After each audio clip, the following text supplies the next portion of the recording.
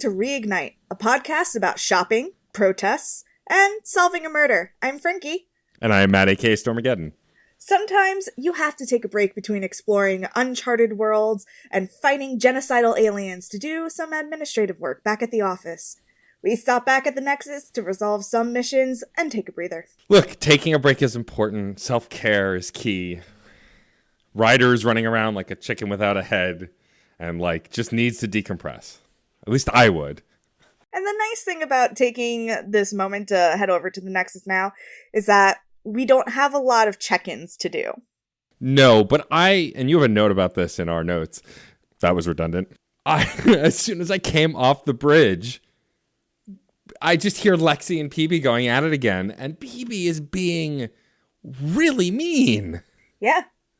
Unnecessarily, we get that she doesn't trust anybody, but just focusing in on Lexi and just being really kind of shitty. Yeah, for sure. I completely agree. Because she says that Lexi, treats everyone like an experiment and that she doesn't actually care about people. And if you've had any conversations with Lexi, you know that that's not true. Yeah. You can ask her about each and every person on the ship and she will tell you everything about them.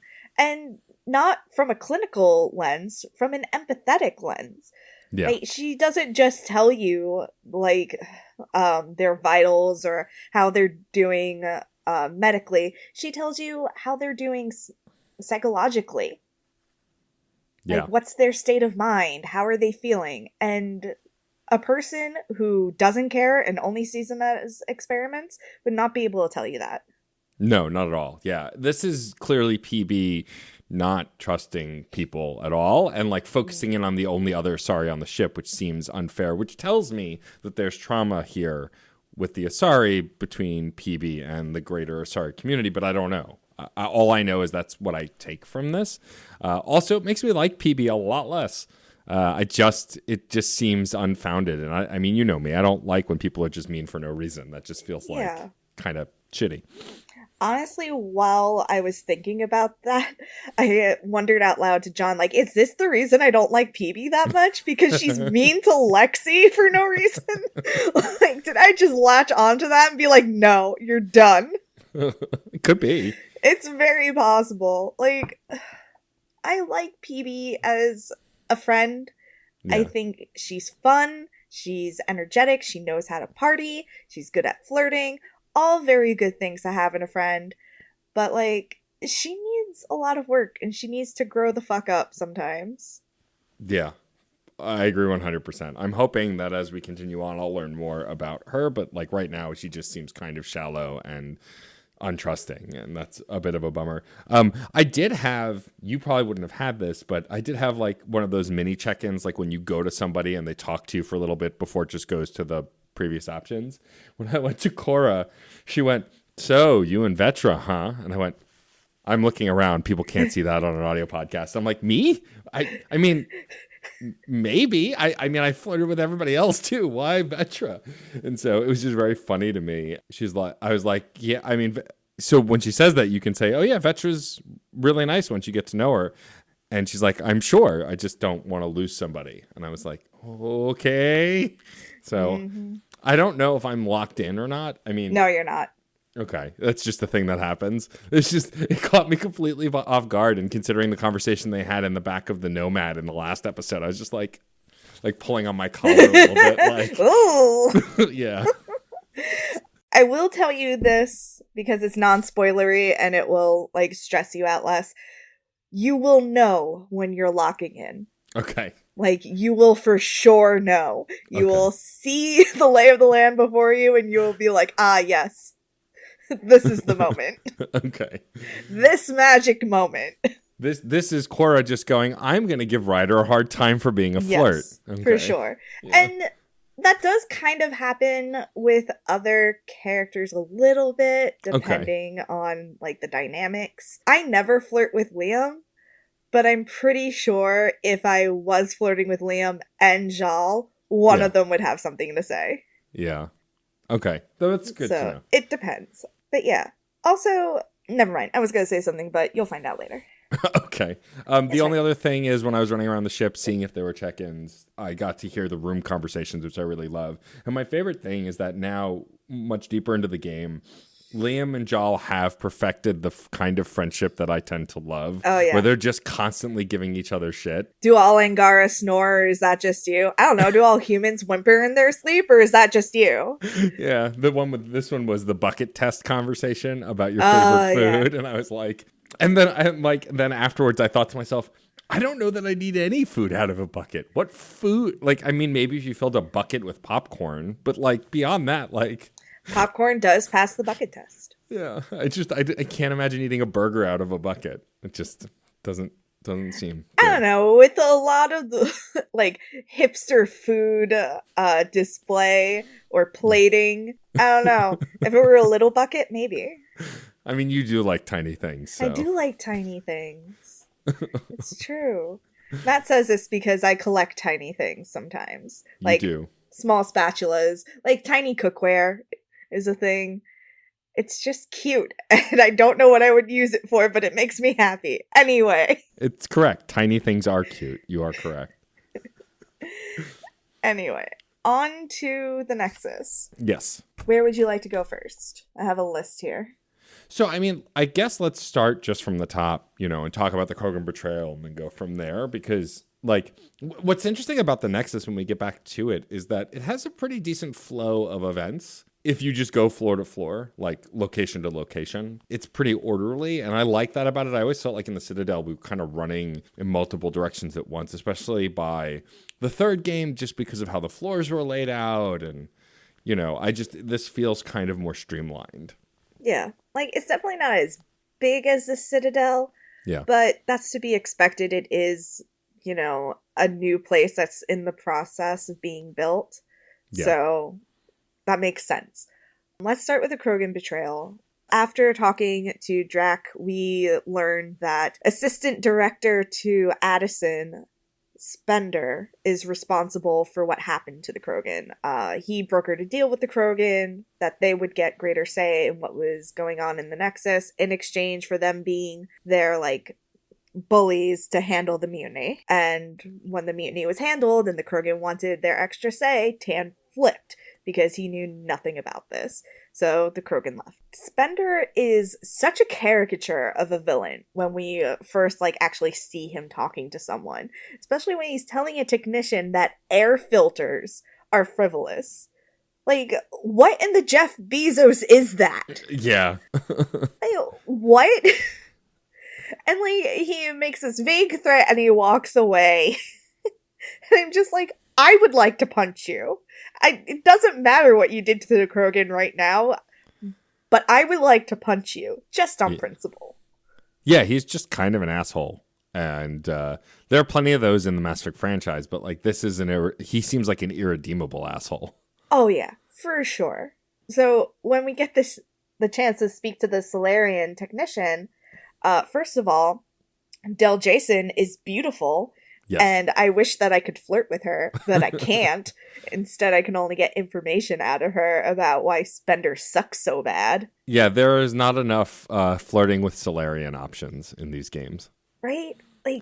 Del Jason is just so beautiful. I just can't get over her. Anyway.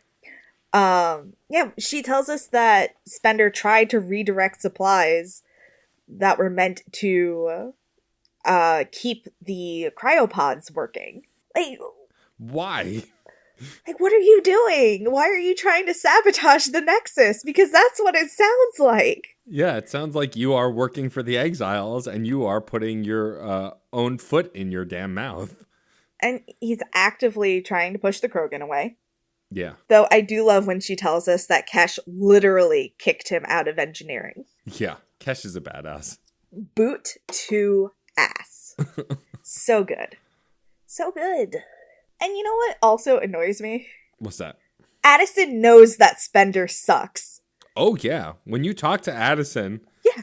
She's like, he has a terrible personality. I know. I'm just like, that's not the only thing. Yeah. He kind of just sucks. If you know he's terrible, why do you still have him in this position of authority? I'm sure you could promote someone better. Yeah. Like, just wake up someone better. Come on.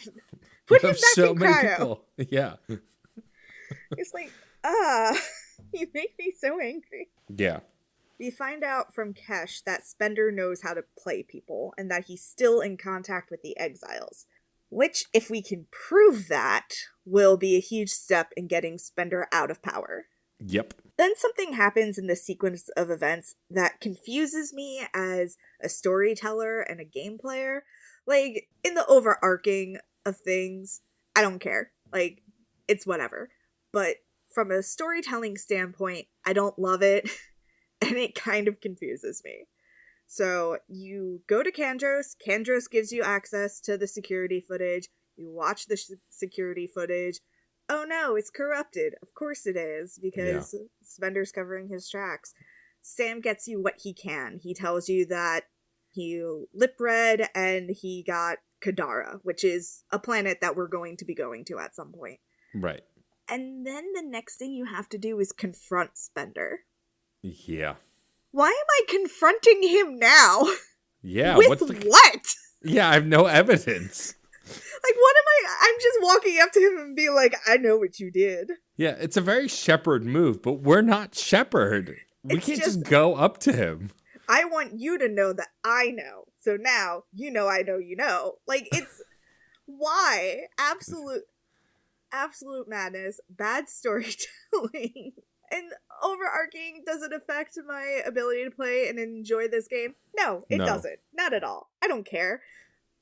But if I'm going to, like, be critical of it, it makes no sense. No, I agree.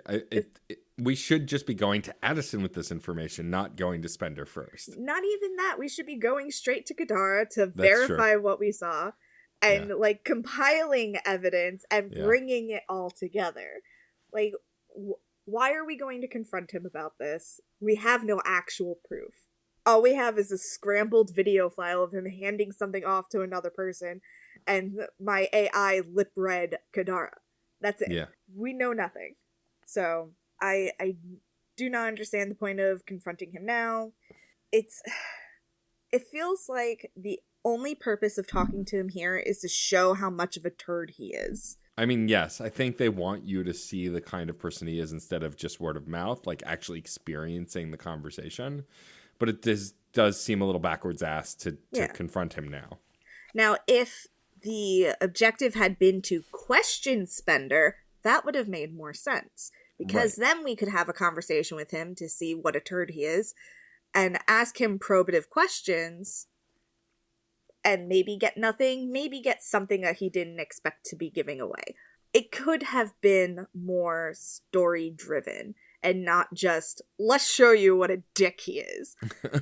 And he is a dick. He says to you, sorry if we've met before. I meet a lot of people running colonial affairs.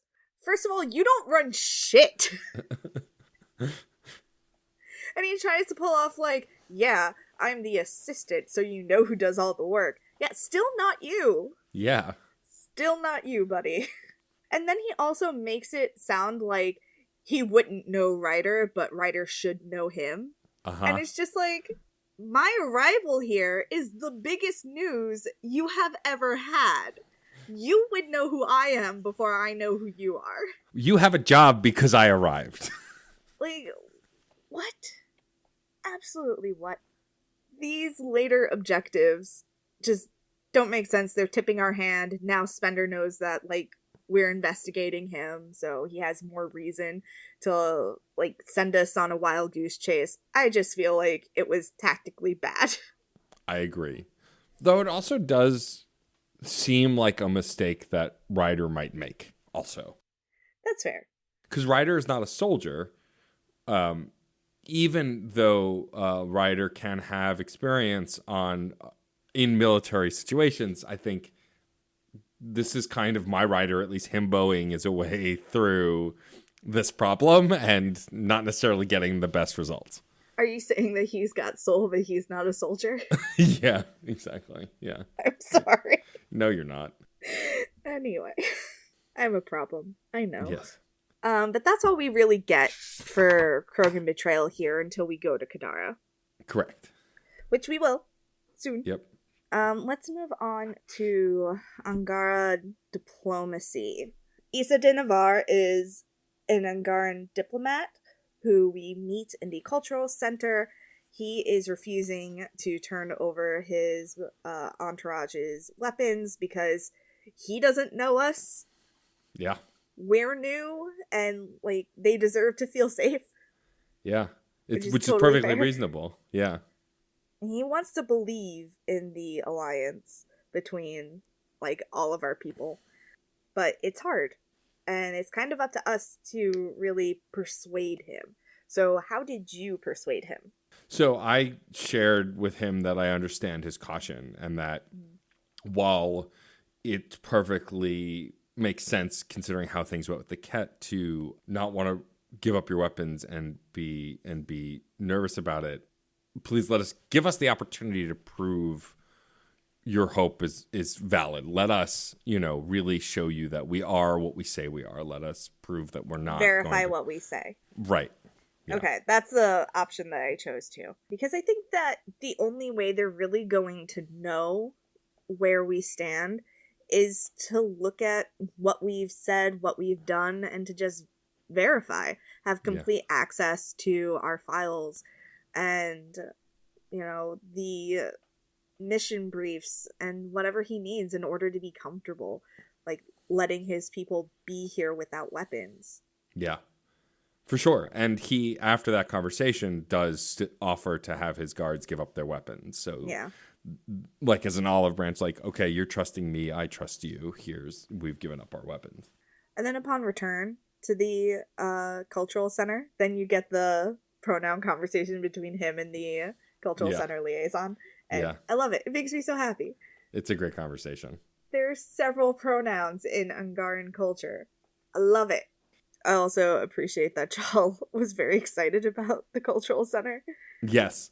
And you can talk to him about how, you'd want to spend the time and what you'd want to, my writer was able to geek out and be like, yeah, I just, perch up in that corner, hang out, grab some snacks, and then start here. And Chal's like, well, yeah, but I'm going to start with the Asari. That's where I want to go first. No offense. And I'm like, okay. But when you get to Elcor Hamlet, I want to know. Right, exactly, which is important.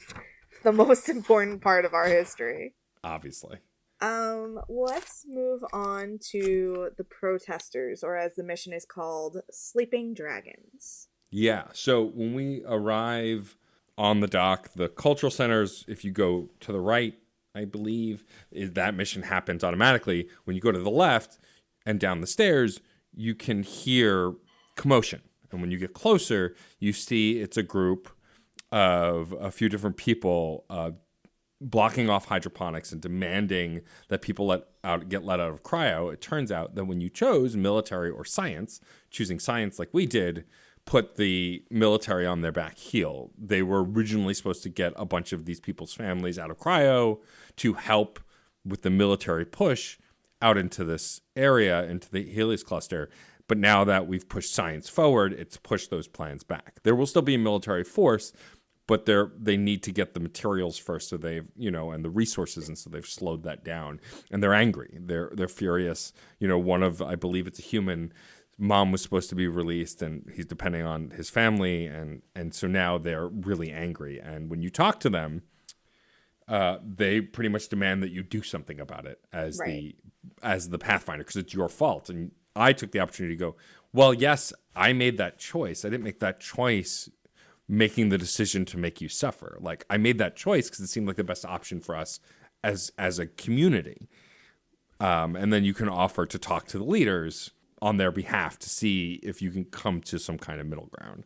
And part of the problem is that when you choose whatever you choose, military or science, it disrupts the queue, so to speak. Right. So all of their families got dispersed to like 10 different colony blocks. So now they're completely disorganized, and now they're completely out of order of when they should be woken up.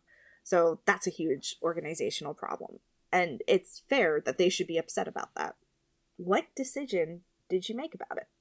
Well, we should say that when you talk to them, you say you'll try to talk to someone, and it's suggested that you start with Kandros, our favorite our favorite mall cop. He's more than a mall cop, but like I just think it's a funny image of him trying to wrangle these people. But you go to Kandros, and Kandros is like, oh yeah, that's a big deal. I should get everybody else. We're not going to just handle this ourselves, which Kandros is very right. And yes, you have a conversation with Tan and Kesh and Kandros about this. And what I was surprised about before I made my decision is that everyone, even Kesh, seemed aligned with Kandros in we should push back on them. We shouldn't just let people out. We don't have the resources. I believe Addison's there as well, and is talking about how, like, we can't just unthaw anyone we want. We have limited food. We have limited air. We have limited water. Like, every body is another person consuming the resources that we can barely get. We just now have enough resources for the planets we're on, period, for them to live, let alone anyone else. So to see them so aligned, I was like, oh, like I really expected Tan to be an asshole, Kesh to be logical and like sympathetic, but that wasn't the case. Kesh was more sympathetic than the other two, but like, or three, but like still was very much like, we can't, like, it's just, they can't jump the line like that. So I listened to them. Like, if it were just Tan saying, oh no, they got to stay in storage, I'd be like, well, fuck Tan, I'm going to break them out. But Kesh, who's often the voice of reason, saying, no, I think that this is right, especially knowing how much she can't stand Tan as well. I trusted their knowledge since it seemed more than mine. So I decided to push back on hydroponics and disperse the protesters. I'm so angry. Why? Did you pick the same choice? I did, and I thought that you wouldn't. You're supposed to play as you. I am, but like I really, really thought about it, and usually on my regular playthroughs, I decide to let them out. Right. But this time I really, really thought about it, and I decided not to, because this is another decision that lacks nuance. Yes. Their families should not be disorganized. Their families should be reorganized back into the correct order, so that way they come out next, as they should. Yeah. But I don't have the option to do that. Right. So I decided not to wake them up because all of the reasons that you said, we don't have the resources yet, but we will have them soon. So there is hope that they will be woken up soon, and it's not going to take forever. That being said, once we make that decision, I don't love that the next step is to send the militia in to march them out. And we don't have a say in it. Yeah. And like Kandros does smartly ask you to accompany them to minimize the risk and hopefully be the voice of reason, which you end up being, of course. But yeah, I agree. Just walking in with a military presence to push them out just feels like too much, too big of a, I don't know what to call it, but like it just feels like too big of an action. It feels too threatening. Like it could resort to violence so easily. Which it almost does. Right. Until you talk them down. What tact did you take to convince them to leave? When I can't remember the character's name, but Reese, the human, I think it's Reese. The human starts complaining about his mother and how he's going to go to any length to get her out because he's tired of this. I was the voice of reason and said, would your mother actually like that? She'd probably be really upset with that choice, especially putting yourself in danger. You could get killed. Then what will your mom do when she's out of cryo? Yeah, the empathetic path. Yeah, and then his crewmates, whoever they are, because I don't really know the details of the relationship, but like the people that are there with him are like, no, they're right. It's not worth that kind of risk. You know, we'll go. Which is an interesting. It just feels to de-escalate too quick, considering everything. But I mean, you're supposed to be charming and heartwarming your way through this stuff, but it just feels like the de-escalation feels too quick. But I think that's a mechanical video game thing more than a narrative thing. Did you use the empathetic choice as well? I did. Yeah. Shocker. Yeah. I tried. I genuinely tried. We share a brain. It's a problem. We do. It's a pleasure to share this brain cell with you. Thanks. I've only got the one, so got to do what I can. From there, we can go straight into the vortex. Yeah. So when we arrived, we got a call from Suvi that Lexi's missing. Lexi's gone MIA, and since she was on the ship before we landed, Suvi's like, "Can you look around? She must be on the Nexus somewhere." And so you can, and I love, I love that the quest is called Bottom of a Bottle. Mm-hmm. But when you click the quest, it gives you this wide swath scope of like, she could be anywhere in this area, and I'm like, including really? the bar. Is like, it really? The bar? Yeah, I was like, really? Well, she could have been getting drunk in the science office. I guess, but that just doesn't seem likely. No, I know. Although, I mean, those nerds do seem like they party pretty hard. Mm-hmm. But yeah, when we go into the bar, I went to the bar first to give them the cocktail ingredients that I scavenged for them. But then after that, I went over. You see Lexi sitting with a tall can of wine, because that's how they do it in the future. Although I'm sure there are tall boys of wine now in the present, probably. And you can sit down with her and ask her what's wrong. And she's like, nothing, I'm fine. And you're like, really? Yeah, okay. Yeah, okay, sure. Sure you are. Totally seem fine. She's so upset over what PB said to her. Yeah. Understandably so. I think PB was mean. And Lexi, who cares so deeply, took it to heart and contemplated getting drunk because she's sad. Yeah, which is legit for people who drink. As someone who used to drink, that was often why I drank. So, it happens. And so you can talk to her about it. And she asks you, do you think, which is my favorite, when suddenly it's my opinion that carries the most weight, like shit. But she asked, do you think that I just treat everyone like experiments? And of course I said no, because it's true. She doesn't. She doesn't. Like, I don't know how you could, like, I do like that the other option is maybe a little, because you can't say flat out yes, because it's just genuinely not true. Right. As I hit my microphone. But yeah, so I said, no, of course not. You care deeply, and it's apparent that you do. And she's so heartbroken, this entire conversation. I love her. She deserves better than to be put through the ringer by PB. Yeah. And the fact that she was so hurt by what PB said is a testament to how much she cares. Because she wants to do a good job and she wants to take care of people. Yeah. And I just want to give her a hug. Yep. Though there is no hug option. There is never a hug option, and it makes me sad. There should be more hug options in Mass Effect games. But you can tease her a little, and like, she does thank you for your candor. I like Lexi a lot too. And I mean, if you listen back, I was a little thrown off by Lexi in the beginning too. I was worried, but as you get to spend more time with her, it's apparent how deeply she cares about this crew and about the Helios cluster and being successful out here on the broad scope too. Not just your crew, but just the Pathfinder's vision she cares about as well. Oh, Lexi. From here, after chatting with Lexi, we get to have a sit down with Gil. Even if you decline saying you're not that into poker, you still play a poker game with Gil. And the good side about this is you get to find out more about Gil and one of Gil's best friends who's on the station as well, who he wasn't super upfront about when you last spoke, but said, spend more time and maybe I'll tell you more. Right.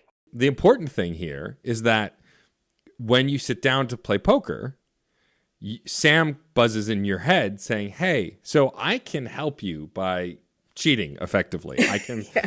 I can read his mannerisms. I can monitor his heart rate, all of this stuff, because I am available to all of the crew, and let you know what's going on and help you play. And so, did you cheat using Sam, or did you just play honestly? Nah, I don't care enough. Same.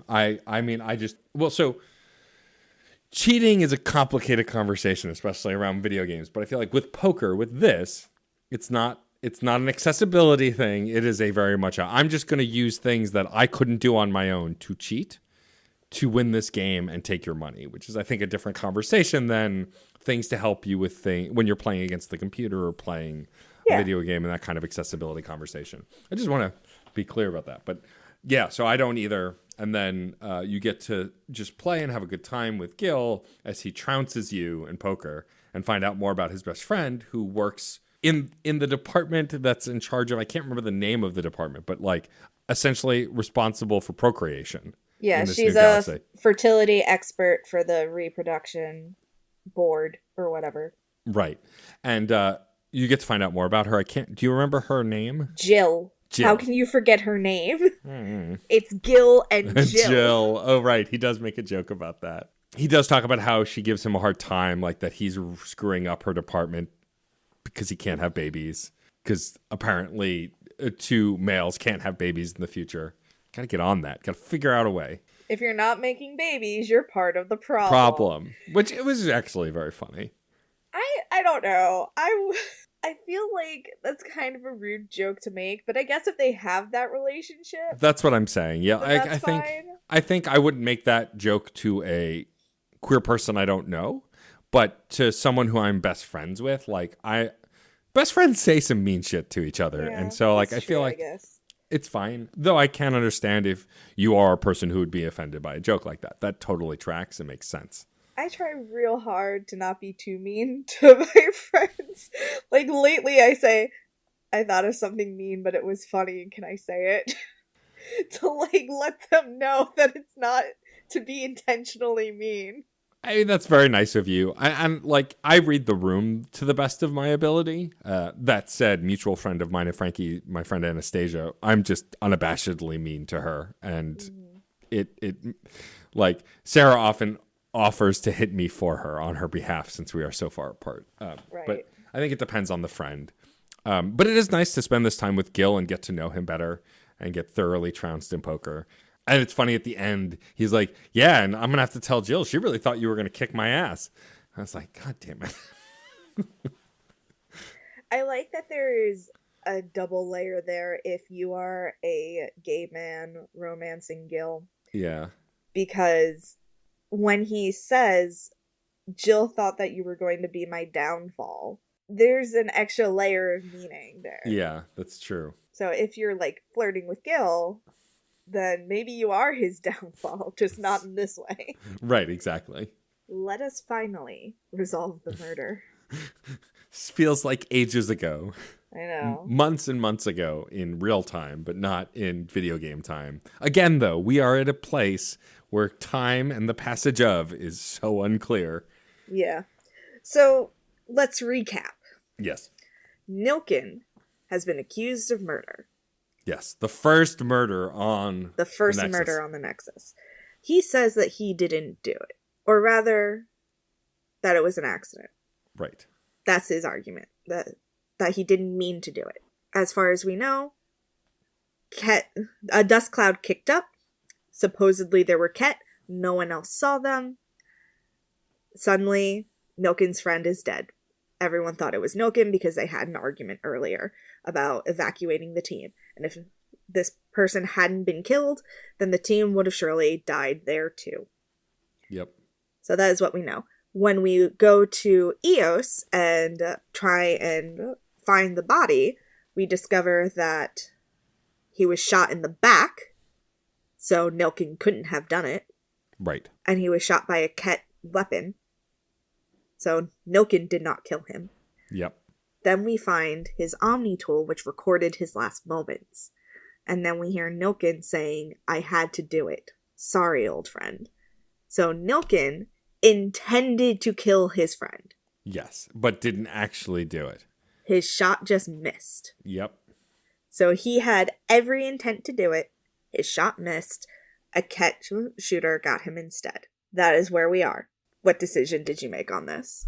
I decided to still prosecute him because the intent was there. Even though he didn't technically pull the trigger, in that moment, he would have done it. Attempted murder is a thing! Yes. Yes. It was attempted murder. He fucking missed, but he still attempted to murder someone.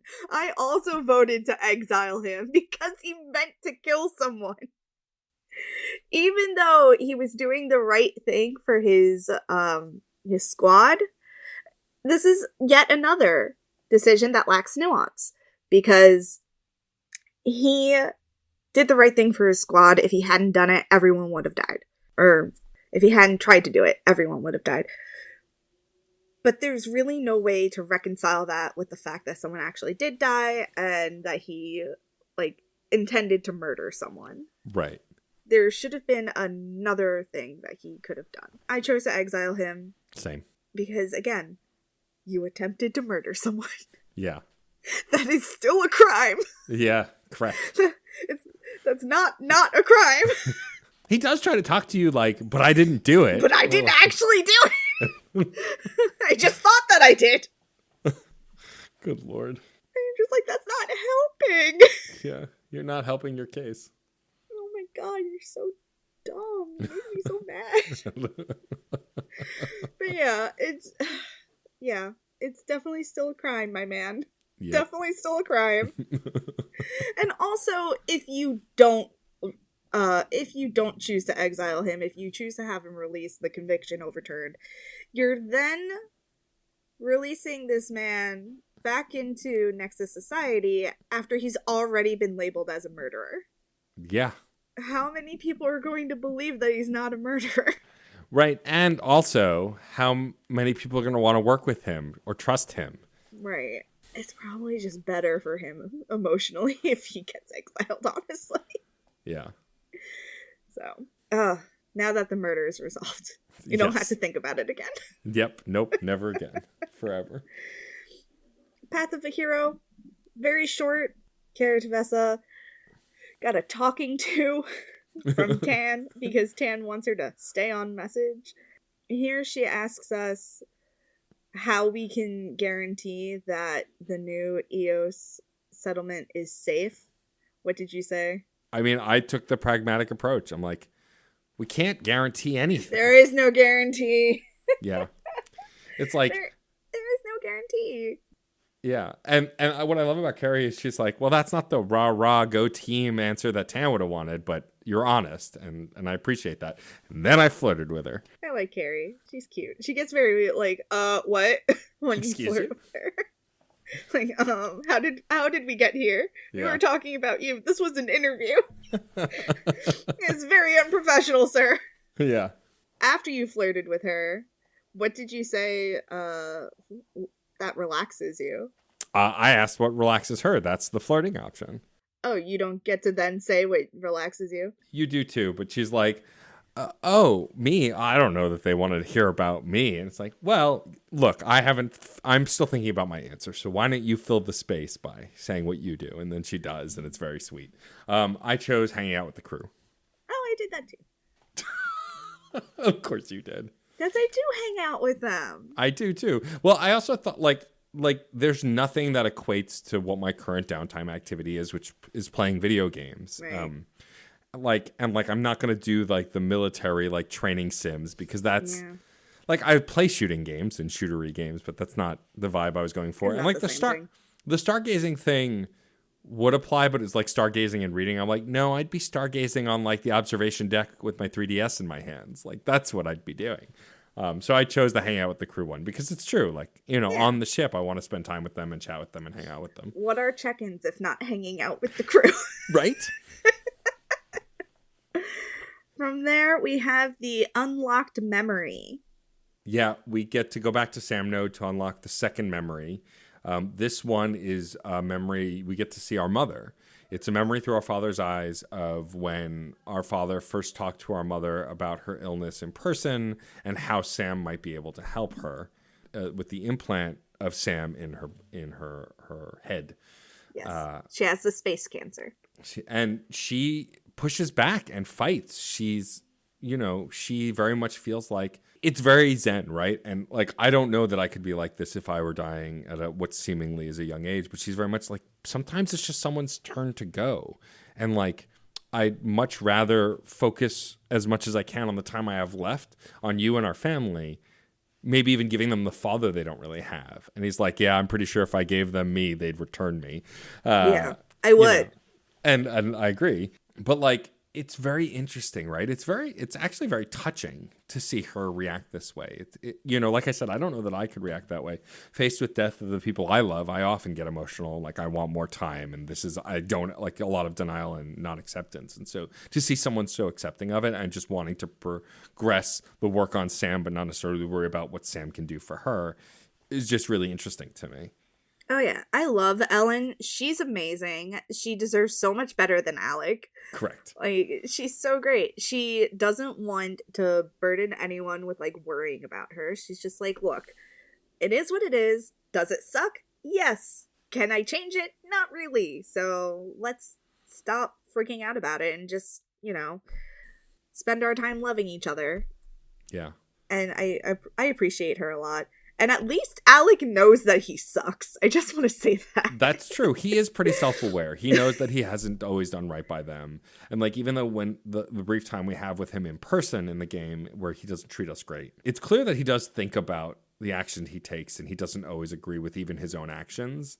But he's acknowledging that it's what he's doing what he can, what's best for the broader public, the very hero mentality that he has. But he acknowledges that it's a problem. And Sam afterwards talks about how he learned about mortality as a result from his interactions with Ellen. I do like when you're talking to Sam here after this, you kind of, ask him to be careful and and like you ask him if it's possible that like if he does something wrong, it could fry your brain. And he's like, well, no, because that wouldn't be beneficial to either of us. It would definitely hurt us both. And then you're like under your breath, you're like, yeah, but it'd be worse for me. It's my brain. That's true. And then lastly, there are the audio logs that we've unlocked along with this memory, featuring Ellen talking about her disease and the AI implant bolstering physiology. Yeah, and how Alec keeps interrupting. She's like, this is my secret audio log. Butt out. I do love her. She's so funny. She is. We also have an audio log from the Shadow Broker. The Shadow Broker was working with Alec to get him some stuff he needed for Sam that was very illegal. This is definitely the Yogg Shadow Broker and not Liara. For sure, yeah.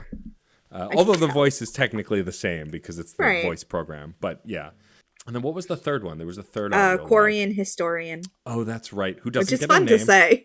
Quarian Historian is fun to say, but unfortunately he doesn't get a name, and that kind of just irritates me. Like, it's common in this series. Some people just don't get names. Right, and that happens in TV and movies and stuff too, but I guess with a video game, it just feels so much easier to just give like every character a name, but yeah, it's fine. I don't know. I mean, if they're not a person that you're going to speak to multiple times, if they don't contribute that much to the story, like this is just an audio log. So yeah, I guess it rubbed me the wrong way just because of the council stuff. Like, how they don't have their names displayed except in the first game in the Legendary Edition, and then not at all in the original trilogy. It's like, I like to know people's names. I don't know. Yeah. It's a thing. But the interesting thing about the Quarian Historian's log is that he is providing an input, or he's providing a perspective about why the Morning War happened and about the dynamic between Quarian and Geth of superior and inferior. So, of course, the Geth would rebel. We know that that's not why that happened. Yeah. We know it was the Quarians projecting what they thought was going to happen and trying to cut it off. Yeah. But he does comment, he's like, it does all start because one of them says, does this unit have a soul? And even hearing it said by not the Geth, like, hits me in the chest. It's like... Yeah. So I think that input helps Alec to realize that AI cannot be on a lower level. It has to be an equal. It has to be an equal partnership in order to prevent any kind of enmity between the cultures. Because if they're working together, if they rely on each other, then to destroy one another would be, destroying themselves. And that is antithetical to life. Yeah, for sure. I really hope I used that word right. I think I did.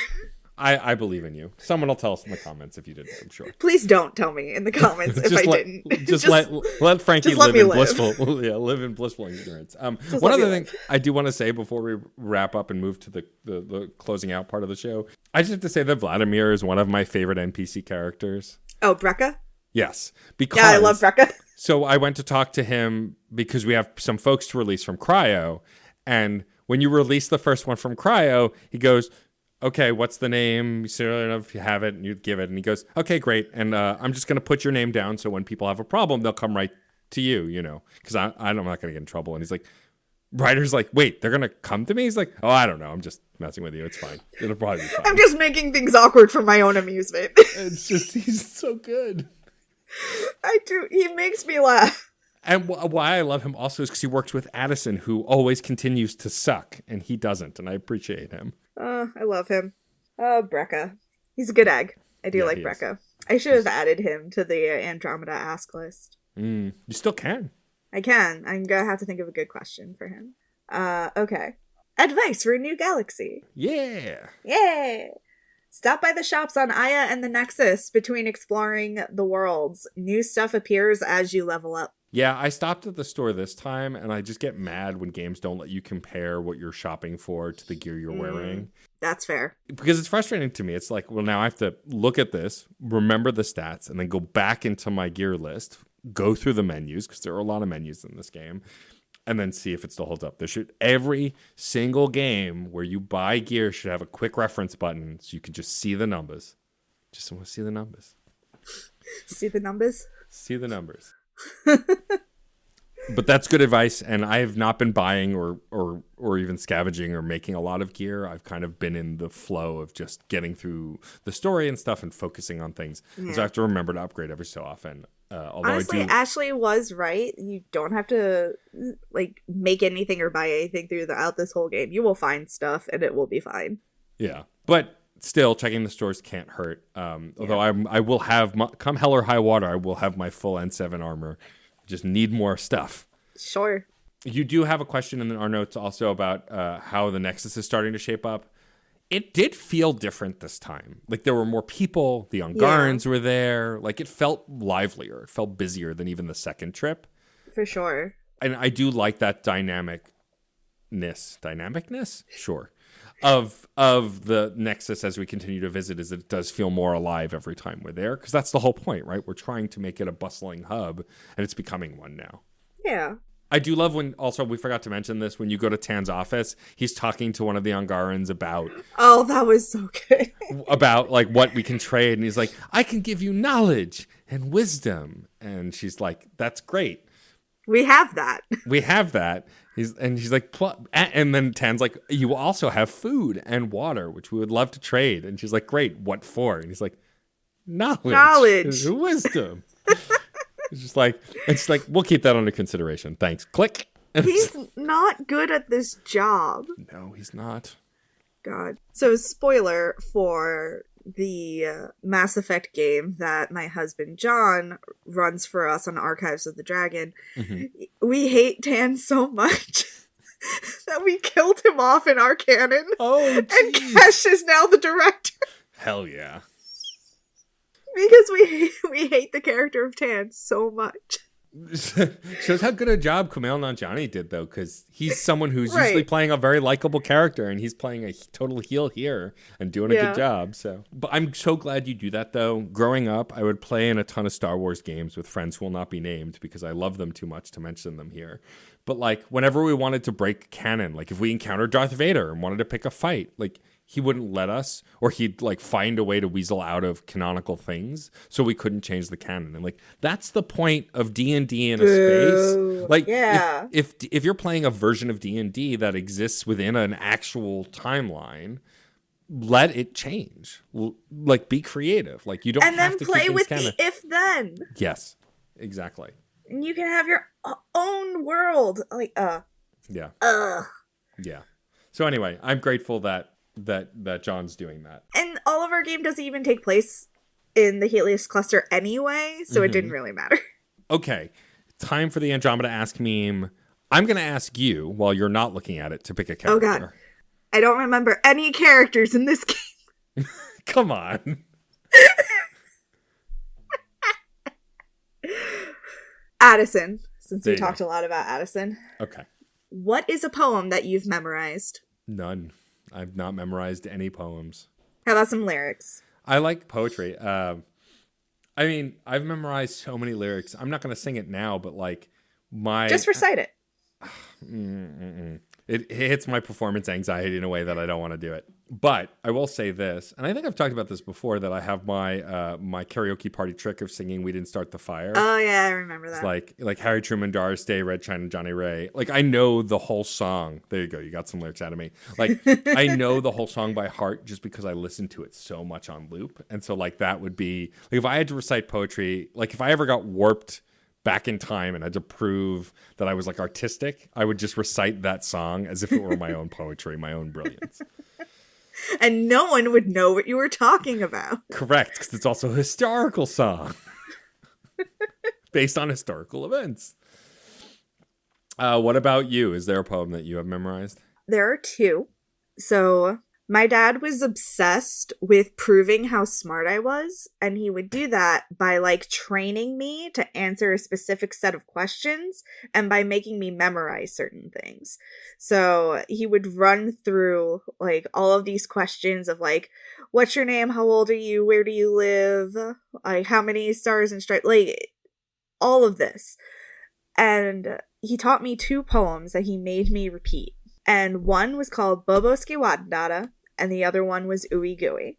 Okay. So Boboski Watandata is actually a camp song. Okay. And it's so hard to find where it originates because you can't spell these words. No. I can't. Like, I try. But my dad taught me Boboski Watandata a. Boboski Watandata a. Itten bitten Bobo mitten. Boboski Watandata. Yay Bobo. Okay. And I know that for the rest of my life because of my father. The other one is much more of a poem. Ooey Gooey was a worm. A mighty worm was he. He crawled across the railroad tracks. The train he did not see. Ooey Gooey. Amazing. Again, another thing that I will know until the end of time because of my father. It'll be in your head forever. Forever. Before we wrap up the show, I have a special question for this episode. So this episode is airing amongst Dark Knight Fortnite. We talked about it a little bit last episode. What it is the week of and the week after the release of the new Batman movie, The Batman. CPOV is doing a ton of Batman content. Fun and Games is participating. SideQuest is participating. A bunch of different stuff. And so Books That Burn is participating, like a ton of shows on the network that have things about Batman to participate. And we've talked jokingly often, because of our friends at Lore Party, about how Garrus is the Batman of the Mass Effect trilogy, right? Caped Crusader, definitely has gadgets, vigilante, all of that stuff. And so I thought it'd be fun to ask Frankie who they think the Andromeda Batman is, because there's not as clear a person to me, so far at least, as Garrus is. Like, Garrus definitely has the vigilante thing down. He had a vigilante name and everything. Here, not so much. And so I'm curious, Frankie, if you wanted to put the Batman button on someone, who would you do it of this cast? So I don't know who the Batman of Andromeda is, but I sure as fuck know who the Catwoman is. Oh? It's a character you haven't met yet. Okay.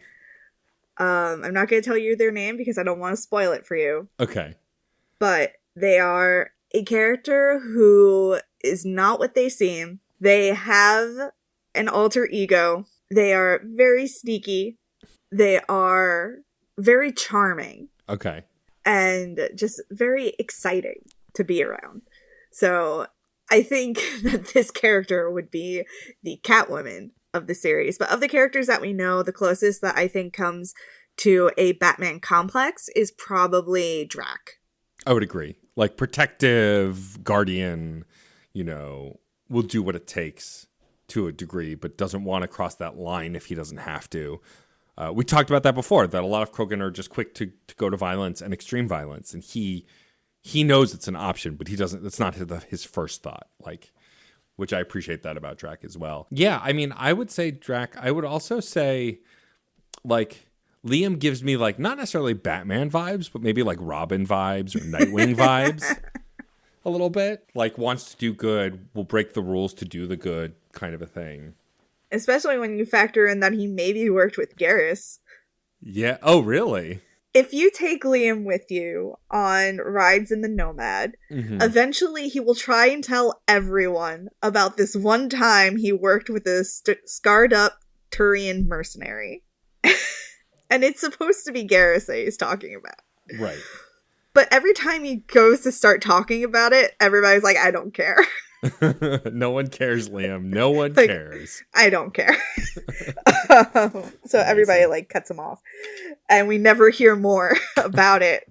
So Liam could have been the Robin to Garrus's Batman. I love that.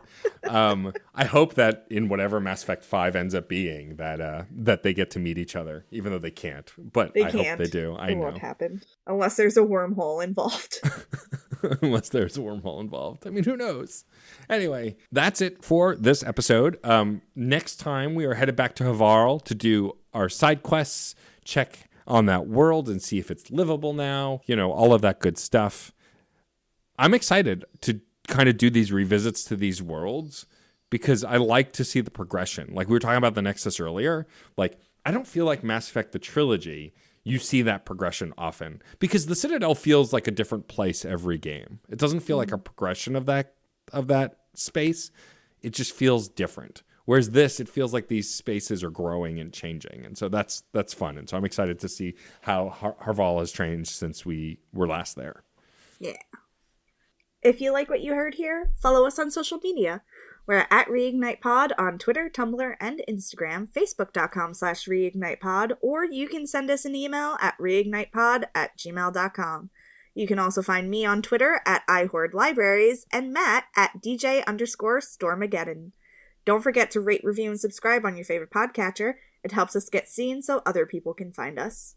Yeah, it turns out you can rate us on Spotify now. You can actually write us a review and rate us on Audible, where we are located as well.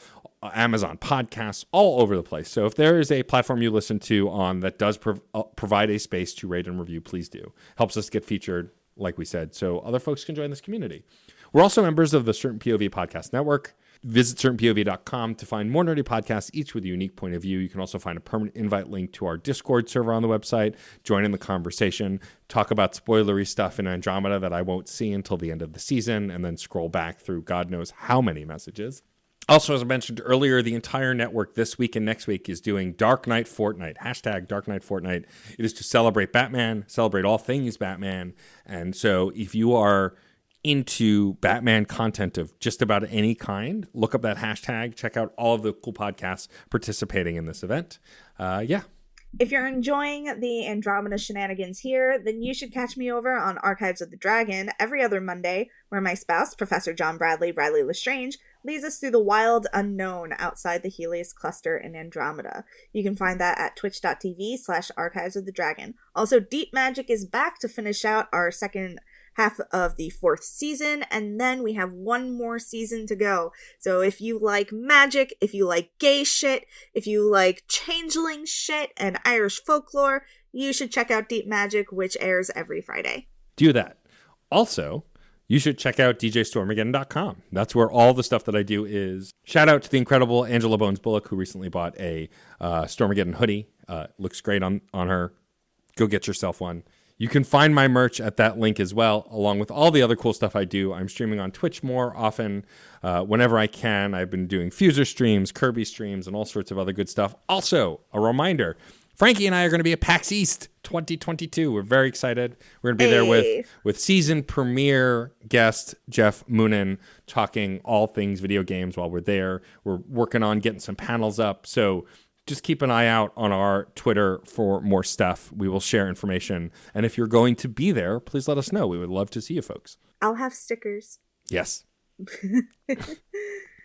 We'd like to thank Red Sphinx for our It's Okay to Be a Marshmallow t-shirt on Redbubble, featuring our favorite marshmallow, Caden Alenko. You can find more of his work at Chaos Does Art on Instagram. We also like to thank Carter's husband for developing more amazing t-shirt designs that you can find at certainpov.com or on the Certain POV Teespring. Thank you to David Boyle for redesigning our logo, Blanket Champ. And finally, thank you to JT Music and Andrea Storm Caden for our new theme music. I'm Frankie. And I'm Matt, a.k.a. Stormageddon. Good luck, Pathfinders. Life is a mystery. Everyone must stand alone. I hear you call my name, and it feels like home. Feels like home.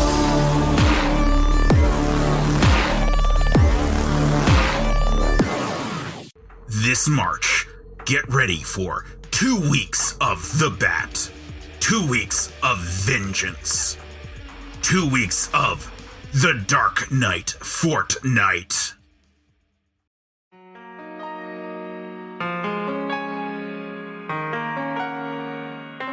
Nostalgia is one of the strongest forces in the human psyche and is responsible for the continued existence of some of our favorite fandoms.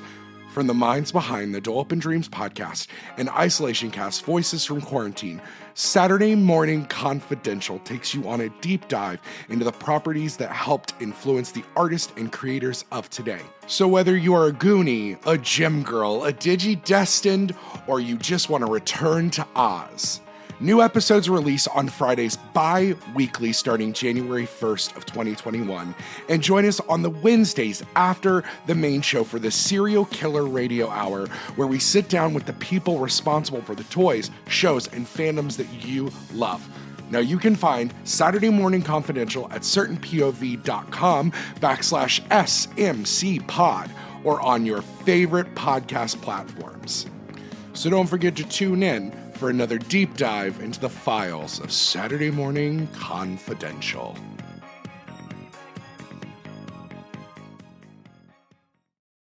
CPOV. CertainPOV.com.